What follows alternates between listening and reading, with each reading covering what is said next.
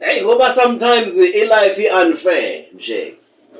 Ukhuluma kanjena mfethu ngomuntu wakubadayi ugingile lo. Yazi ukuginya yini mfethu? Bathi ugingile lo. Ukulisa. Ngibona kanjani athi ugingile ngathi. Yabona once wafika wapheka uginyile. Once wena wandlula umbhede ugingile. Once umama maka washa wena washanyela ibala kwakho. Kanti kupho ufuna ukuthi kwayithola. Kumele wenze njalo. Ube indoda. Indoda haja. Indoda yayishayela. Shuma uyihlalele. Basi baba uthi yes. Yeah. What do you want? Breakfast.